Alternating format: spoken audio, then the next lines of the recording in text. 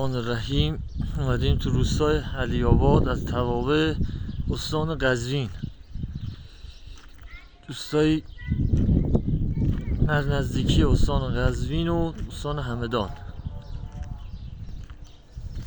آب و هوا رو ببینید، آسمون پاکش رو ببینید، خونه های سبک قدیم، خونه های سبک قدیمش و این ورم که یه خونه ای هست، ساختمون خیلی قشنگی که درست کردن.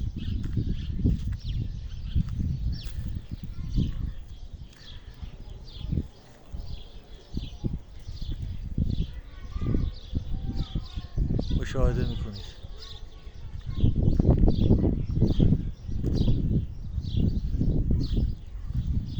از زمان